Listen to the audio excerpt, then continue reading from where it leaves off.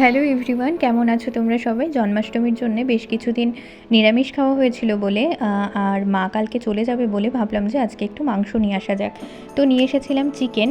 তো ভাবলাম যে একটু বাটার চিকেন করা যাক। আগে আমি চিকেনটা দই চিকেনটা বেশি করতাম, তবে ইদানিং আমি বাটার চিকেনটা করছি। এর আগের সপ্তাহেও করেছিলাম, এই সপ্তাহেও করছি, কারণ বাটার চিকেনটা খেতেও বেশ ভালো লাগে আর একটু অন্যরকম স্বাদটা চেঞ্জ হচ্ছে বলে বেশি ভালো লাগছে। তো এখানে দেখো আমার বাটার চিকেন হয়ে গিয়েছে। আমি একটু ঝাল ঝাল করেছিলাম বাটার চিকেনটা, কারণ ফ্রাইড রাইস দিয়ে খাবো। আর এদিকে ফ্রাইড রাইসও হয়ে গিয়েছে। এদিকে বর অফিস থেকে খেতে চলে এসেছে, তো ওকে খেতে দিয়ে দিলাম। আর এরপর বর অফিস থেকে সন্ধেবেলায় বাড়ি ফেরার পর চলে যাচ্ছে একটু কেনাকাটার উদ্দেশ্যে।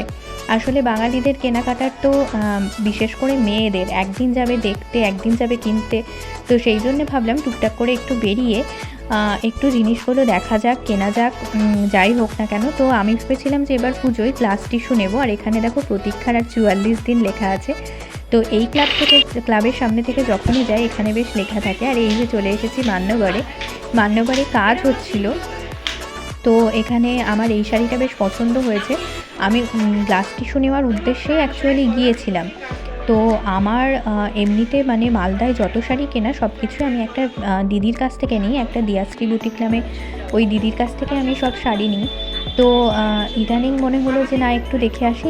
উনি অ্যাকচুয়ালি ট্র্যাডিশনাল শাড়ি বেশি রাখে সিল্কের, সেই জন্য মনে হলো যে একটু মান্যগড়ে দেখে আসি। তো এই শাড়িটাও বেশ ভালো ছিল। আর শাড়ির মেটেরিয়াল নিয়ে তো কোনো কথাই হবে না, দুর্দান্ত মেটেরিয়াল।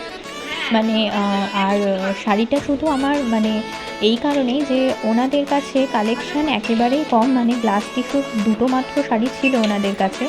তো সেই জন্য আমি পছন্দ করতে পারলাম না। আর টিস্যুর কিন্তু মেটেরিয়ালে অনেক রকম ডিফারেন্স আছে, সেই জন্য টিস্যু নিতে হলে সবসময় সামনে থেকে দেখে নেওয়াই ভালো।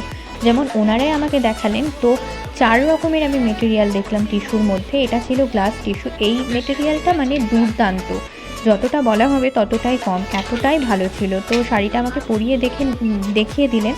তো আমার না বেশ শাড়িটা ভালো লাগছিল, তবে আমার মনে হলো যে আরও কিছু যদি দেখে নিতে পারতাম, যেহেতু বেশ কস্টলি। এটা যেমন 13,000 টাকা দাম ছিল, আর আরেকটা আমি দেখেছিলাম সেটা 15,000 টাকা।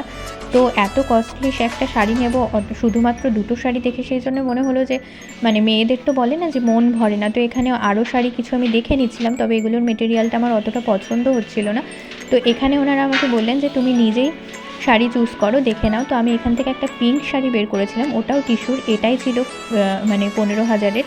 এটা খুবই সুন্দর ছিল, তবে এটা না একটুখানি কুচকে ছিল, সেই জন্যে আমার মানে বেশি পছন্দ হচ্ছিল না। এখানে যেটা আমার শাড়িটা সেটারই ক্লোজ ভিডিও একটা তোমাদেরকে দিলাম। আর এটা একটা ড্রেসের ওপরের ক্রপ টপ, তো ওই ড্রেসটাও ভীষণ সুন্দর ছিল। আর চুড়িদারের কালেকশান নিয়ে তো কোনো কথাই হবে না, চুড়িদারের কালেকশানগুলো খুব ভালো ছিল। কিন্তু আমি যে দিদির কাছে নিই, আমি ভাবলাম সেখানে একবার দেখে নিই। তো পরবর্তীকালে আমার সেই দিদির কাছ থেকেই নেওয়া হয়েছে শাড়ি। এটা বুধবারের ভিডিও। তো তারপরে আমি গিয়ে সেই দিদির কাছ থেকেই শাড়িটা নিয়েছি। তো আমি আদিমোহিনী মোহনে গিয়েছিলাম, এরপর মায়ের শাড়ি দেখতে। ভাবলাম যে না, আমার আর পছন্দ হবেই না এগুলো থেকে, তো মায়ের জন্যই শাড়িটা আগে নিয়ে নিই। আমার শাড়ির জন্য না ঘুরে আমি একেবারে দিদিটার কাছে দেখে তারপরেই অন্য কোথাও দেখব। তো আমি এখানে চলে এসেছি মায়ের জন্য শাড়ি নিতে। তো এখানেও আমি টিস্যুর কিছু কালেকশান দেখে নিলাম, কিন্তু এদের টিস্যুর কালেকশান একেবারেই আমার ভালো লাগেনি। না মেটেরিয়ালটা আমার খুব একটা ভালো লেগেছিলো, না কাজগুলো খুব একটা ভালো লেগেছিলো, অত্যাধিক মাত্রায় কাজ ছিল। আর সিল্কের ওখানে এদের ভিডিও করা অ্যালাউ নেই। তো এই যে আমি শাড়ি কিনে নিয়ে চলে যাচ্ছি। এবার যাবো একটু ট্রেন্ডসে, ওখানে যাবো পুচকুর কিছু কালেকশান দেখতে। তো এই যে চলে এসেছি ট্রেন্ডসে, আর এখানে পুচকুর কালেকশানগুলো সেরকমভাবে এখনও এসে ওঠেনি। মেয়েদের এত কালেকশান, কিন্তু সেই তুলনায় ছেলেদের সেরকম কালেকশান একটা পাওয়াই যায় না। এখানে বরমশাইও দেখে নিচ্ছে ওর জন্যে কিছু, তো ওরও পছন্দ হলো না। অ্যাকচুয়ালি এই ট্রেন্ডস বা ম্যাক্সে ওর সাইজটা একটু গন্ডগোল হয়ে যায়। তো আমরা তারপরও চলে গেল একটা দোকানে ড্রিমসে, সেখান থেকেই নিয়ে নিলাম। আর এইবার দেখে নেব মায়ের রিয়াকশানটা। তো এই যে চলে এসেছি বাড়িতে, আর মা এখানে পুচকুর খিচুড়ি বসাচ্ছিল। আর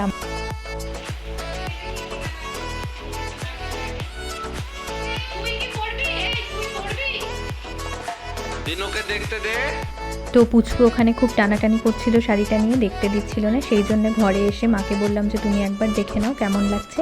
আর তোমাদেরকেও ভিডিওতে দেখিয়ে দিলাম কেমন লাগছে, তোমরা অবশ্যই বলো। তো চলো টাটা, আজকের ভিডিওটা একটু, আবার পরে একটা ভিডিওতে দেখা হবে।